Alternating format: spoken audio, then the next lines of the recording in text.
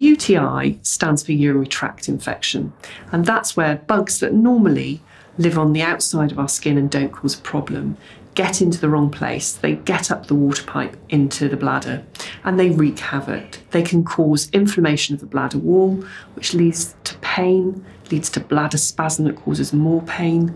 The inflammation can be so bad that the bladder wall can actually bleed and you can have blood in your urine. You can have smelly, nasty urine. It also makes you feel like you need to pee an awful lot. If those bugs then climb up to the kidney or get into your bloodstream, it can make you seriously ill with what we call pyelonephritis or sepsis. Women who get urinary tract infections, most common is for them to get what we term as simple urinary tract infections. So that's just bad luck, it's happened, the bugs have climbed up, they get symptoms of urgency, urinary frequency, smelly urine, but they don't necessarily feel too unwell with that. And in that situation, they don't necessarily need to see a doctor. They could go to their local pharmacy and get some over-the-counter help with preparations which will help soothe the pain, get them drinking more to flush the bugs out. So the first advice for women is up how much you're drinking. And that can be very difficult because the condition is making you feel like you need to pee all the time and your bladder is irritated. So you quite often think, well, I don't want to go often, so I'll reduce what I drink, but you really must increase your fluid intake, flush the bugs away. After that, if you find that you are struggling to get rid of that infection, or it goes away but comes back again very quickly, that's the point where you really need to seek medical help because you may need a short course of antibiotics to clear that.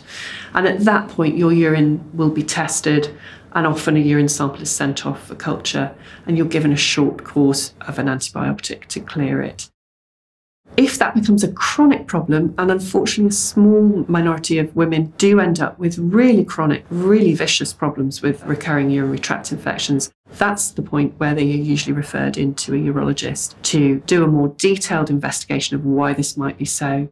Unfortunately, we don't always have the answer as why this is happening, but we can offer helpful solutions and try and support these women to get on top of that, break the cycle of infections and improve their quality of life. And the reason why we're more used to hearing about infections in women is because our water pipes are much shorter than men's, and therefore bugs can much more easily climb up that water pipe, overcome the natural defence and cause a problem in the bladder. Whereas in men, it takes a lot more for that to happen. Men do get urinary tract infections, and in fact it's becoming much more widely acknowledged that we probably have underestimated how many men do get problems with it. But if a man gets a urinary tract infection, by definition, we term that a complex infection because something really has to have gone wrong, as it were, for that to happen.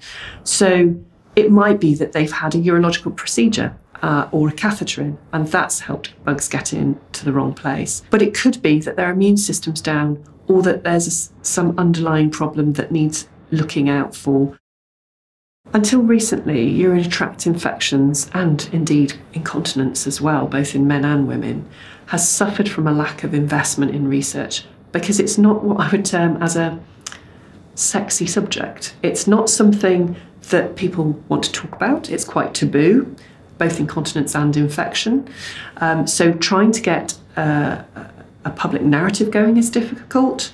Then trying to invest in it is difficult because historically it's just been seen as a woman's problem in terms of infection, and it's just something that happens and women have to accept it.